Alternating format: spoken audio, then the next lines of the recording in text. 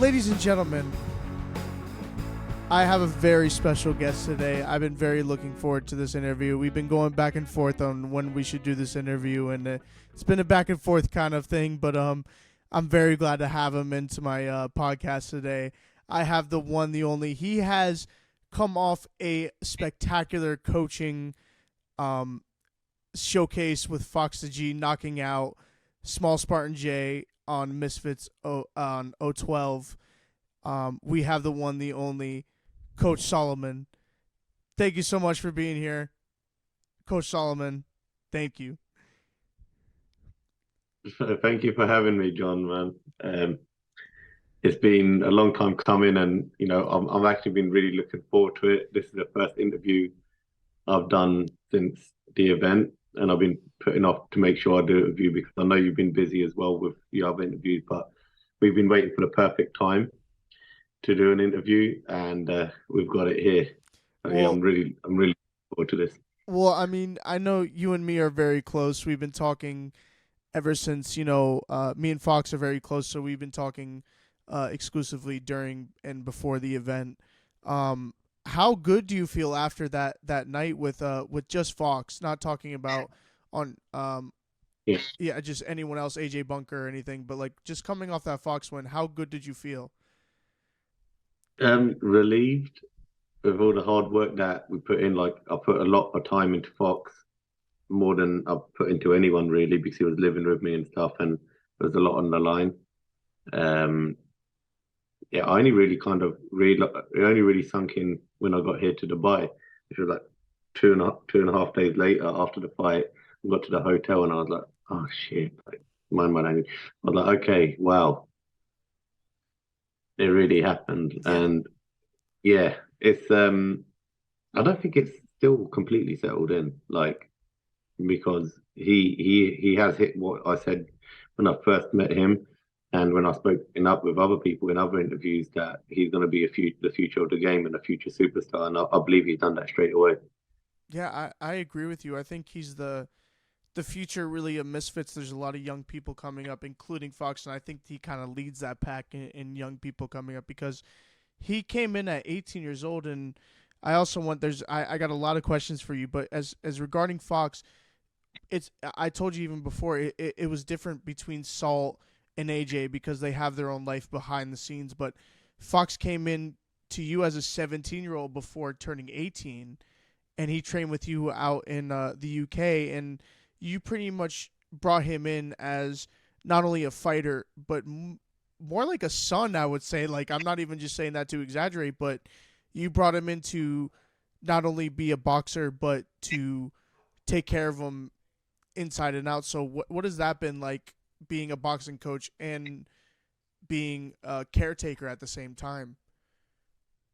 You know what's crazy? You said that I just got off the phone to him, and I was like, sometimes I think about the fight, and like it makes my tears come into my eyes again, and I was like, it's because you're like my son. And I said that to him like about an hour ago. You know that? It's crazy you say that because it was because Salt's my little brother, and AJ, she's like my little sister. I love them to death. I'll always do anything for them. Literally do anything for them guys. And with Fox, it was the same. But then in the back, I knew he was going to win this fight. Like we spoke off camera.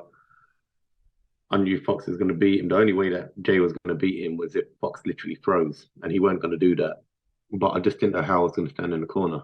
I had the worst butterflies. I've never felt like that. Um, yeah, it's amazing, man.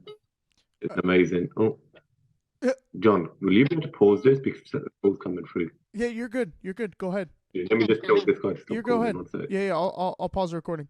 So coming off that Fox win, I know it was really impressive. We weren't expecting really like that aggressive of a knockout, but after coming off that, what do you really think is up for Fox? I mean, not specifically opponent wise, but like, what do you think is going on in his future?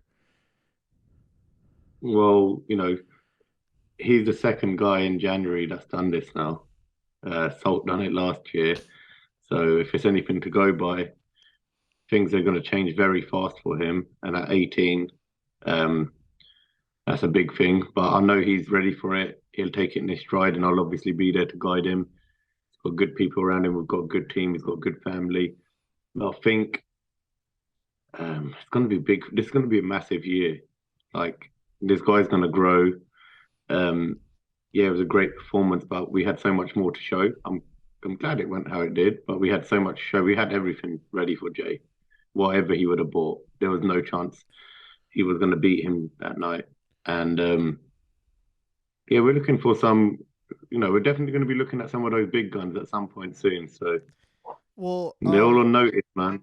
I'm excited for it. So I know you're in Dubai right now. You're on a little holiday, enjoy a little bit of a holiday time after the biggest knockout, pretty much in Misfits history, in my opinion, for Fox. So how do you enjoy your time when you're not coaching? I know it's a really stressful time. Like you've been in Misfits for a really long time, ever since pretty much 001. So like how is it to decompress? Like how do you decompress after um training these guys to be the ultimate level, especially at Fox at 18 years old, which I think comes with little bit more stress. And that's a good question. You know what? Be honest, it's tough. I still can't. I'm here and I'm messaging Salt, seeing what he's doing, telling him I'm back on Wednesday. We're getting back to work, and I, I'd love to be able to switch off, but I've realised I'm one of those people that really struggle to do that, even on these breaks away. I'm still thinking about like my fighters because they're like family. And it's going to be tough with Fox as well because I know like everything's changed overnight for him. Yeah, So so he's got 11. Mm. I'm sorry, I didn't mean to interrupt you. So um Okay. like so there's really no decompression for you. There's just a lot of just like, okay, what's next, like for your Yeah, fighters. Just so like that's interesting because I know you're on vacation right now, but like while you're doing all the vacation stuff and trying to decompress, you're still thinking about what's next for your fighters. 100%. I'm still heavily involved in everything. I mentally, shall I say, I'm always involved. I try and switch off, but like this is me switching off, just trying to get a bit of sun. It's cold in the UK. People are depressing in the UK, so I want to go somewhere nice, and I'm here in Dubai.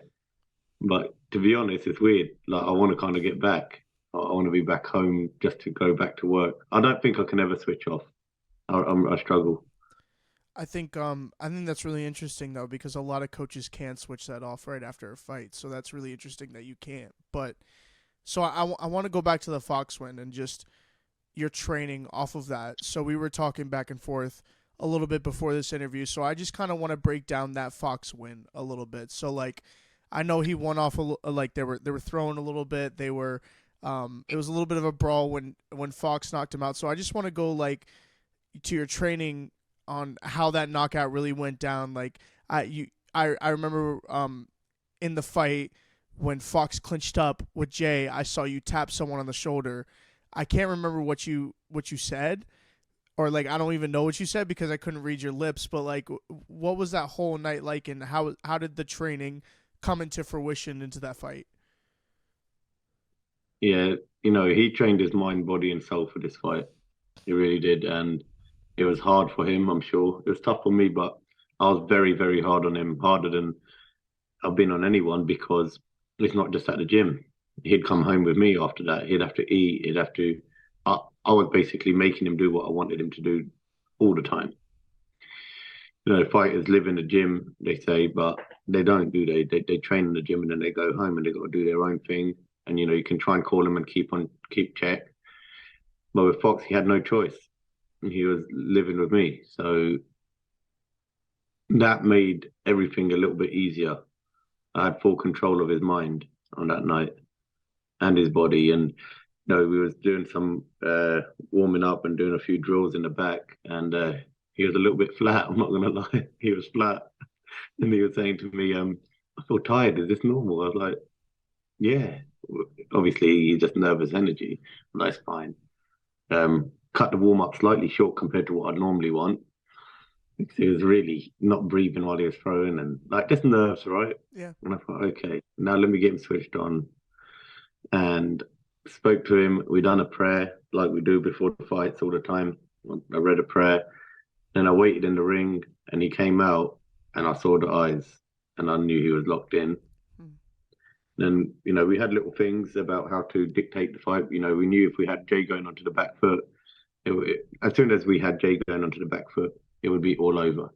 And we didn't know if he was going to be stubborn and not allow that and come forward.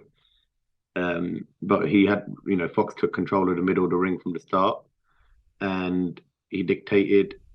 And the thing behind the clinch was, I wanted him to take control center ring, right, and put Jay on the back foot, cut the ring off, which he was doing all of these things, um, and also like a little bit of phasing in and out, creating dead space for Jay to either wander into and find out what's going to happen or wait, which Jay did quite patiently, which is smart for him, but it still didn't pay off. Right.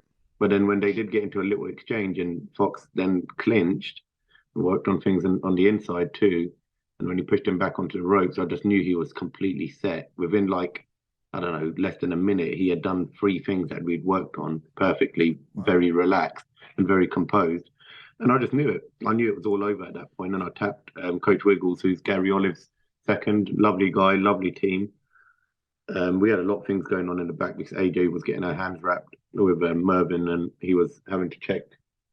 He was having to check L's hand wraps. So Coach Wiggles was in the corner, and I tapped him on the shoulder. I said, "Yeah, we got him." And I sat down, That's and he was like, "How did you know?" And I just knew, John, the body language, the composure, and everything. And it was about 20 seconds after, 10 to 20 yeah, seconds after that. I like think he 10, rocked 15 him with the seconds first. after, something like that.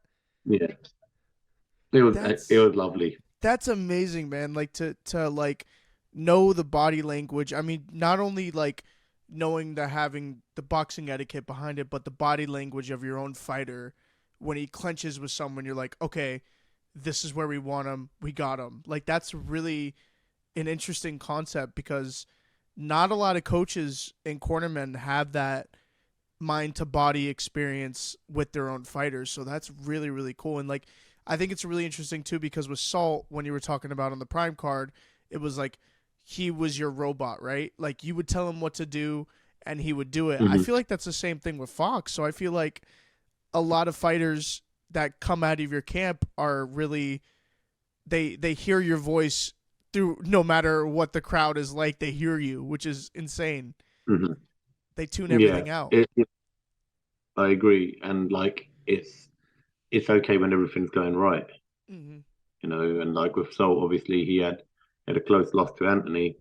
And, I think all of these things they're learning on the job, these guys, especially with such little experience. And, when that happens, then sometimes you panic and you make mistakes. And, Stoltz learned so much in this last year as well, going on to him. Mm-hmm. But, for Andy Wolski and for Josh Breckner, when everything was going correct, like he was like a robot. And he still is in the gym. But then under the bright lights, things can happen, man. Like we're only human. Yeah. And when someone's having a good day, and no disrespect to Slim, Salt had a bad night that night. Yeah. And that's no fault other than, ourselves. And Slim done what he had to do. But I know when my fighters are fully focused, and I can speak for a lot of coaches. Once they're listening to what you do, you're their second pair of eyes. And when you feel like everything's coming together, you just know. I just knew with Josh as well. Yeah. Same thing with Josh. I knew he had him once he landed that first same time right hook when he Yeah. threw the jab and Zolt hit him with a hook over the top. Same thing. I knew he had him. Beautiful. It But was beautiful. it was beautiful, man. It was. So just one more thing that has to do with Salt. So I know coming off the Slim and Salt Poppy fight, the one biggest thing and factor as a fan for me was the weight drain of Salt, Hmm. right? Do you think that was a big factor in that fight? Because in my eyes as a fan, I saw it as like he was winning that fight, but because of the weight drain, he was a little bit weaker than he should have been later in the round. So is that something that you could agree with, or is that, you know, something that you've thought about? It's always something you'd think about, but if I'm honest, you can't take that away. You can't use these things as excuses. Right. It's taken away from Slim what he achieved on the night.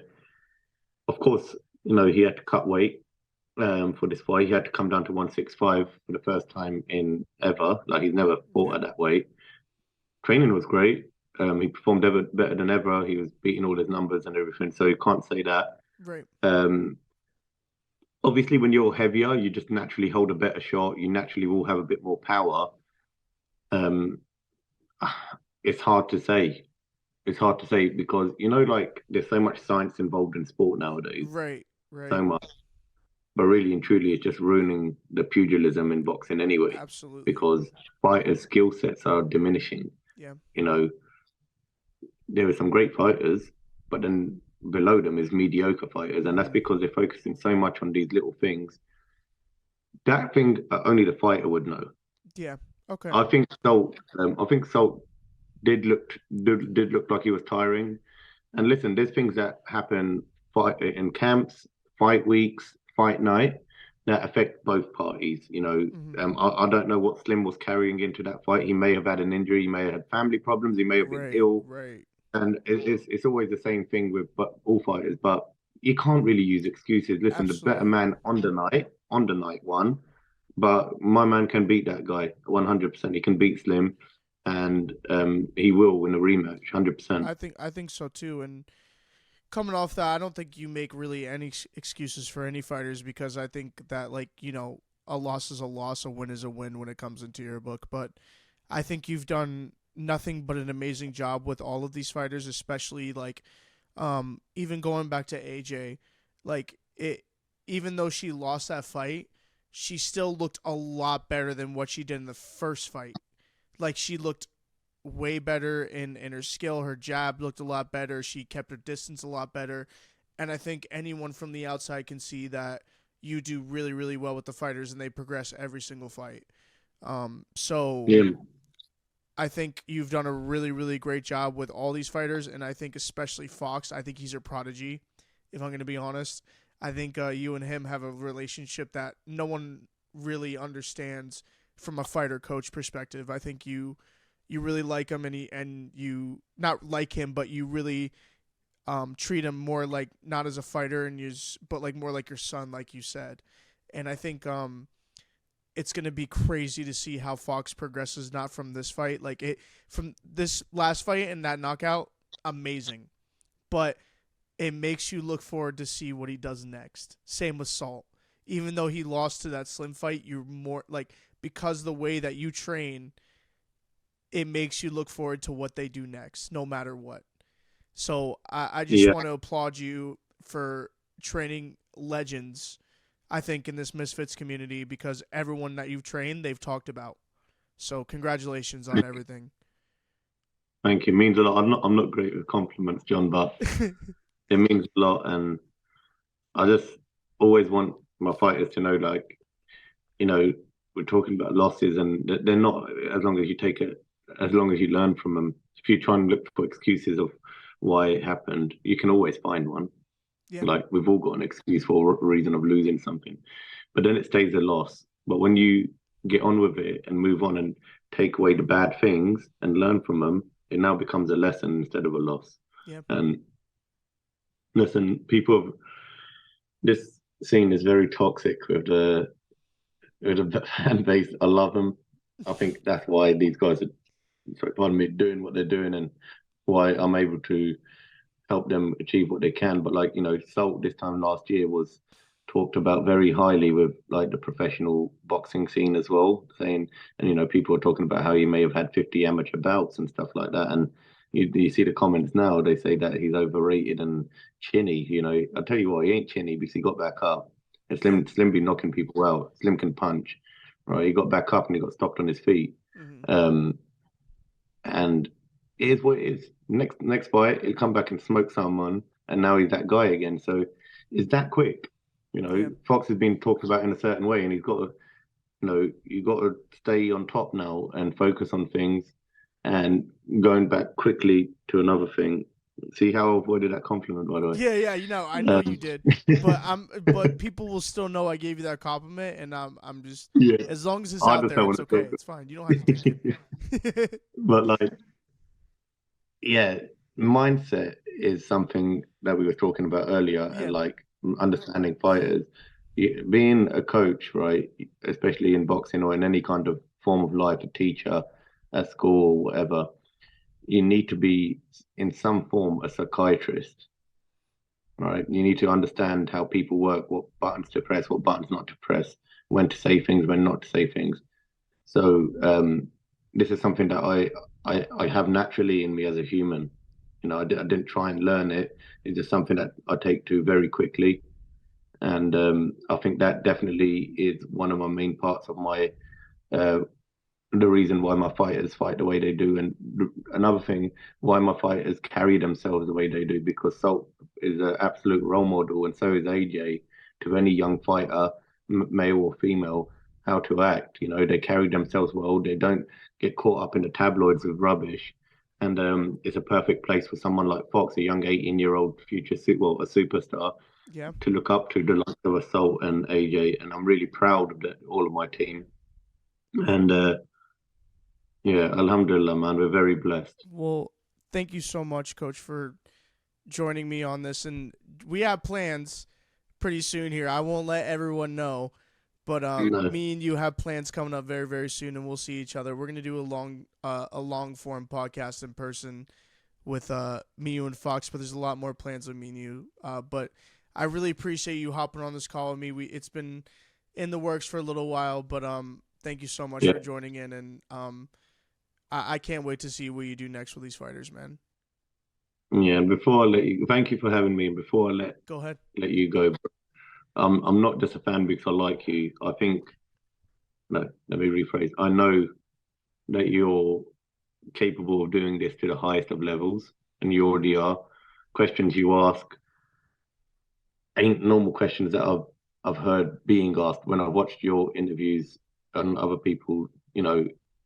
I'm like, wow, this guy really pulls out some good questions out of the bag. Like, and a couple of times there, I had to swallow my spit, because you know how to press buttons, and nicely. You don't really look for like controversial stuff too much, like No. other Yeah. people do. They want a title, don't they? Yeah. And you don't, and you still manage to get good things because you're a good person and you've got a great voice for it.